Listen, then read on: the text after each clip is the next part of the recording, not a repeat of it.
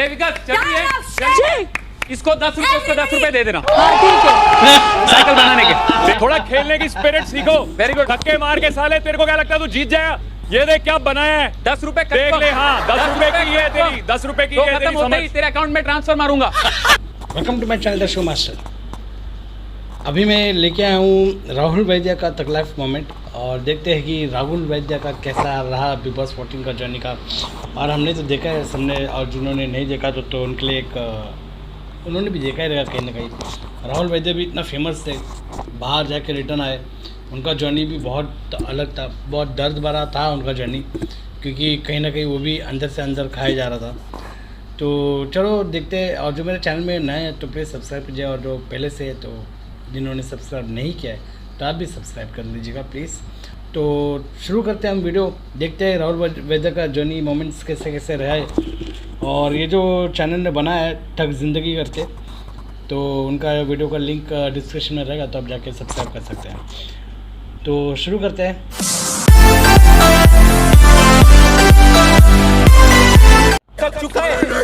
चुका है। तुम दबा के भाग गए, ये बोल दी भाग। तेरी तरह भागा नहीं हथियार डाल के यहाँ से। सबने टोट कर दिया था यार। शेर 2 कदम पीछे जाता है, डर के नहीं, झपटने के लिए। झपटने के लिए भाई।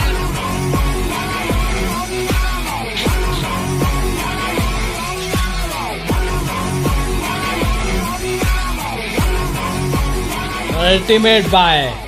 उसने पूरे टास्क में कुछ नहीं किया। ये पप्पू को बीच में आने की जरूरत नहीं है। तुमने पूरे टास्क में कुछ किया नहीं है ना, अभी बीच में मत कूद। वाह।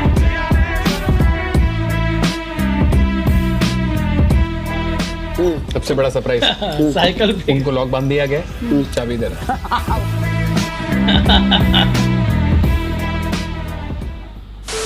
तो hello guys, welcome back to my channel. नहीं गालियां मत दो। मुझे पता है कि आप सब पार्ट 3 के लिए काफ़ी इंतज़ार कर रहे थे, लेकिन मैं भी क्या करता। आप सब ने पार्ट 1 को इतना प्यार जो दे रखा था, नहीं मतलब 12,000 प्लस लाइक्स हो चुके और 1.5 लाख के ऊपर व्यूज़ हो चुके। बस कलश वाले स्ट्राइक ना मार दे। नहीं मारेंगे यार, नहीं मारेंगे, बहुत अच्छे लोग हैं वो।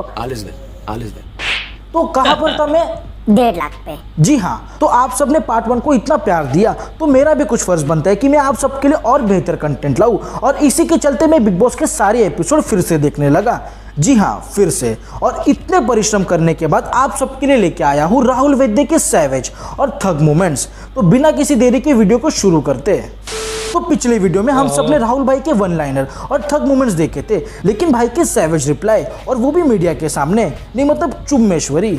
ऐसी कोई बात नहीं है कि मतलब वो मेरे लिए पुष्प बरसाती हैं मुंह से, ऐसी तो बात होती नहीं है ना। तो मतलब अगर कोई मुझे बात बोलेगा तो मैं जाहिर सी बात है जवाब दूंगा। एंड सिंपल सी बात है कि जो लोग मुझे दाल चावल समझते हैं, मैं उन्हें बिरयानी वाली इज्जत कभी भी नहीं देता। क्या बात है। तो इस वाले टास्क में दोनों टीम को अपनी अपनी साइकिल बनानी थी, और अभिनव भाई ने मैकेनिक वाली बुद्धि इस्तेमाल करते हुए साइकिल बना भी दी, जो ना ठीक से चल रही है और ना ही उस पर तशरीफ रखने की जगह है। और आप सबको तो पता ही होगा, अगर साइकिल पे सीट ही ना हो तो क्या होगा। बिना सीट के घुस जाता है वो।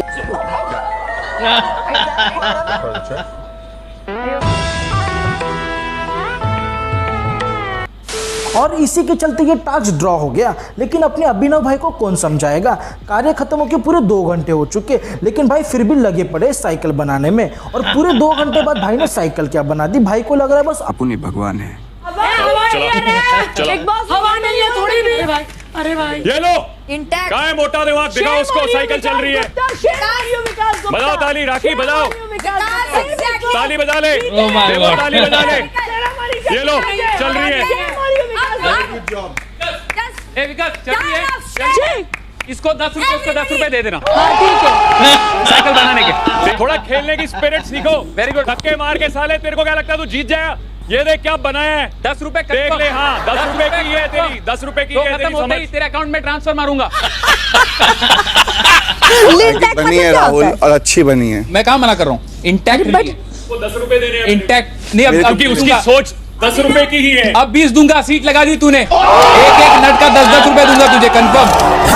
जेब में था चिल्लर, साथ वाले किल्लर, काम करे कांड वाले, लाइफ बेड़ा थ्रिलर, घूमे फिरे बस्ती में दिन रात मस्ती में, फिर भी काम किया बेटा, खड़ा किया पिल्लर, जेब में था चिल्लर, साथ वाले किल्लर। भाई के सैवेज रिप्लाई सुन के मेरे कान तृप्त हो गए, लेकिन ये तो कुछ भी नहीं है।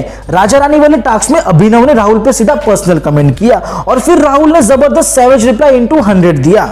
अबे चल इधर नल्ली बातें करता है। मैंने ये किया, मैंने वो किया, मैं इस पहाड़ पे चढ़ा था, मैंने ये किया था। हाँ तू पहाड़ पे ही रहना करे, यहाँ क्यों आया तू? अबे करता हूँ, अबे मर्द हूँ तो लड़की को मैसेज करूंगा, तेरी तरह नल्ला नहीं हूँ, समझा ना? लड़का हूँ, लड़की को मैसेज करूंगा, सिंगल हूँ, एक को नहीं 100 को करूंगा, उखाड़ ले। क्यों तेरी जल रही है क्या? तू मैसेज नहीं कर सकता? तू तो कैसे कर सकता? तू शादीशुदा है, तू तो कैसे कर सकता? तू शादीशुदा है। पागल बना रहे तो बनने का नहीं, शिक्षा मिल रहा जिसको उसको बेटा पढ़ने का नहीं, पढ़ ले पहले बाप से आके लड़ने का नहीं, गलत रास्ते को चुन के आगे बढ़ने का नहीं, तेरी सोच है खोट। और ये पर्सनल बात लाने वाला कोई और नहीं, खुद निकी तंबोली है, जो कभी दोस्त बनती है तो कभी दुश्मन, तो कभी इमोशनल होकर रो पड़ती है, तो कभी अगले दिन फिर लड़ाई करती है। पूरा तहस नहस करने का कितना लिए? 20,000 क्या बात कर रही है? Of course. अभी 8-9 पे चल रही थी और सीधा 20 हो गया। तू बात को समझ नहीं रही है। तू क्या चाहता है मैं क्या करूं? तेरे 4-5 हजार में क्या करूं मैं? तो तू क्या, तेरे को 20,000 दे दूं मैं? Of course। 25,000 दे दूं? तू ही बार-बार मुझे बोल रहा है। ऑफ कोर्स मुझे चाहिए, देना है तो दे, वरना मत दे। चल ठीक है, नहीं देना तो फिर बस डन। सोचो मतलब क्या, मतलब बुर्ज खलीफा बना लेता इनसे मैं। बुर्ज खलीफा का भी इतना प्राइस नहीं लिया होगा वर्कर ने, लेकिन मैंने ताजमहल सस्ते में बना होगा।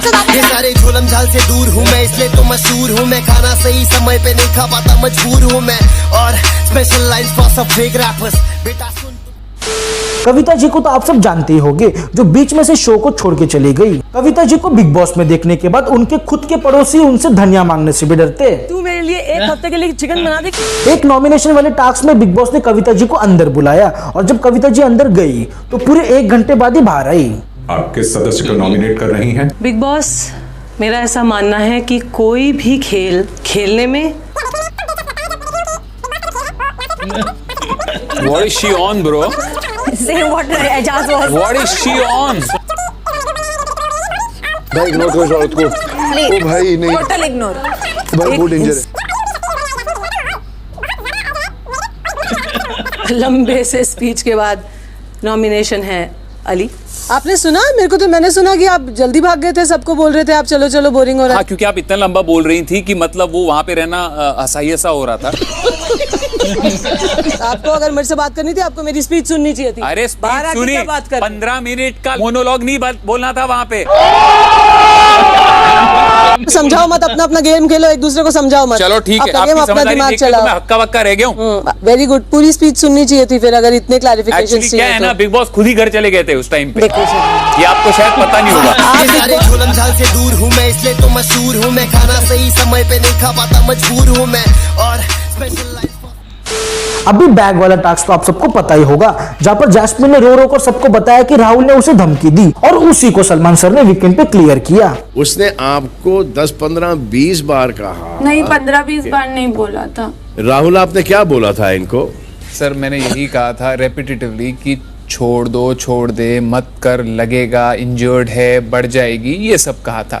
इनका बेसिकली ये है कि छोड़ दो ना, बैग छोड़ दो ना, मुझे बैग लेने दो ना, ये ऐसे एक्सपेक्ट कर रही थी। गुड्डे गुड़िया का खेल चल रहा है ना सर।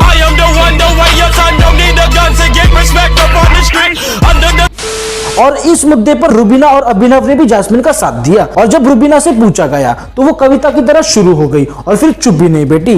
जी सर, ये पूरा जब वारदात हुआ और हम जानते हैं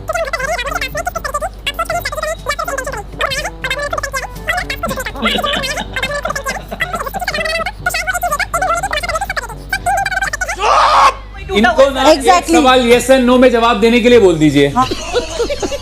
रुबीना आप बोलती जाएं, ऑडियंस सुन रही है आपकी बात, बोलती जाएं। नहीं बोलने को बहुत कुछ है और बोला भी है। शॉर्ट है तो बोल दीजिए, शॉर्ट है तो बोल दीजिए। Too many thoughts on my mind, I can't sleep at night, so I just keep writing. I don't need no help. मेरा सर ऑनेस्टली बहुत इररिलेवेंट आदमी है ये। इसके लॉजिक ना ये खुद के लिए अपनाता है और अपने लॉजिक ना थोपता है लोगों के ऊपर। ये वही आदमी है जिसके ऊपर किसी ने मार दिया था, वो उसका मुद्दा छोटा हो गया ना सर, क्योंकि वो आदमी उतने इंपॉर्टेंट नहीं है। ये टारगेट है मेन, तो इसका हर मुद्दा छोटा लगाते रहो सर, लगाते रहो। मुद्दे पे मैंने पूरा जोश से मैंने तुम्हारा जोश पता है भाई, रहने दे, वो एलियंस को ही समझ में आता है उधर।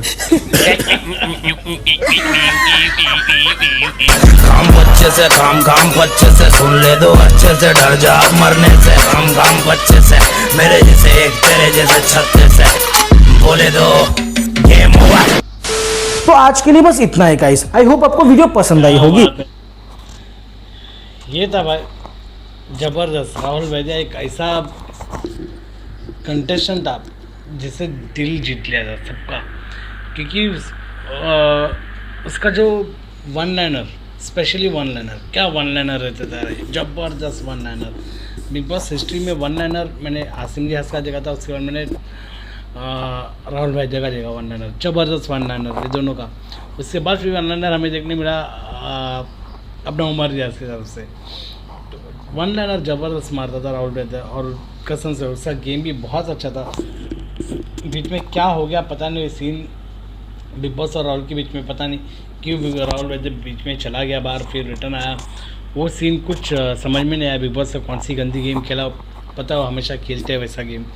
उनको पता है कि रुबीना से ऊपर जा ही रहा था राहुल वैद्य, तो वो अभी मैं वो बातों में नहीं जाएगा, वो ख़त्म बात। तो बिग बॉस अपना कुछ ना कुछ चाल चला है, जिसके कारण राहुल वैद्य को फिर पीछे मतलब उसका गेम और जो जिस तरह से वो आगे बढ़ रहा था तो बैकफुट में आ गया वो। चलिए, लेकिन बाकी फिर रनर में निकला राहुल वैद्य, बहुत अच्छा गेम हो गया। तो आप लोग बताओ, आप लोगों को कैसा लगा ये रिएक्शन वीडियो। प्लीज़ जिन्होंने सब्सक्राइब नहीं किया सब्सक्राइब कीजिएगा। तो ऐसे वीडियो और भी लाते रहूँगा आप लोग के लिए। तो तब तक के लिए धन्यवाद।